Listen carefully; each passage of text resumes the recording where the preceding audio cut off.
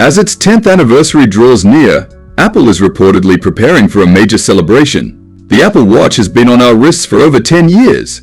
At least that's what the leaks and rumors are referring to it as. Enter the Apple Watch Series X.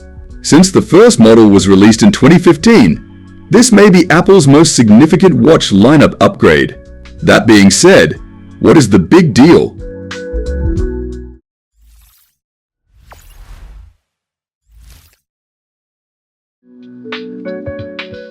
Allow us to dissect it. One of the most talked about changes is the design. Apple's apparently going for a thinner and lighter look, taking cues from their 2024 iPad Pro. Think of it as the ultra-slim ethos being applied across their entire product range. According to sources like Apple analyst Ming-Chi Kuo, this next-gen Apple Watch is all about trimming the fat, literally. We're talking about a larger display, potentially up to 49 mm, but with a thinner case to keep things sleek. Rumor has it, the Series X will come in 45mm and 49mm sizes up from the current 41mm and 45mm. For those who are used to the current form factor, this might feel like a step up. The watch could sport a 2-inch display, just a bit bigger than the 1.93-inch display on the Apple Watch Ultra. Dimensions are reportedly around 46x39.7 x 11.6mm, so slightly larger than the Series 9 but smaller than the Ultra. It's interesting to see how Apple plans to balance screen realistic with overall size. Now, let's talk bands.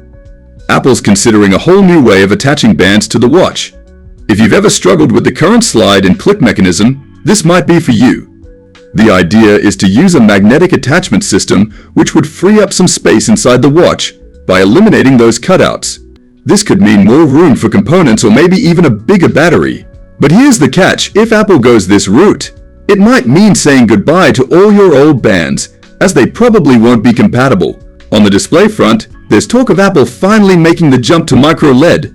Now, we've been hearing about micro LED for years, and it's kind of like the holy grail of display tech, more energy efficient, brighter, and offering better viewing angles than the current OLED panels.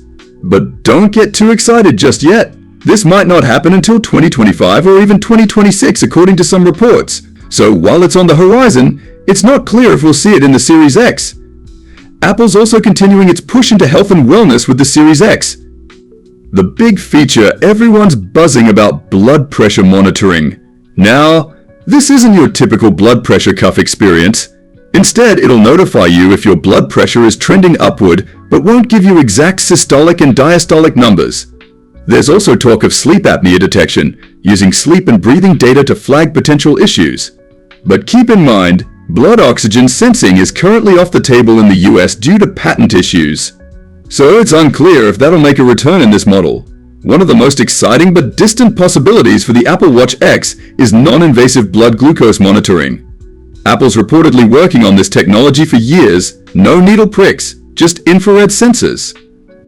This tech could be a game changer for millions of people, but it's probably a few years off. Mark Gurman from Bloomberg suggests we won't see it until later in the decade, so don't hold your breath for this one just yet.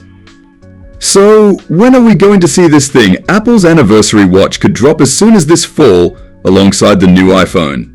But there's also speculation it could slip into 2025, since the original Apple Watch launched in April 2015. Apple might want to align the release with that exact 10-year mark.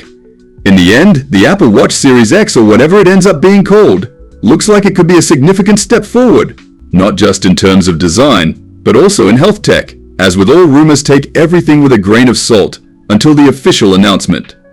But if even half of these leaks pan out, this could be the Apple Watch to beat in 2024.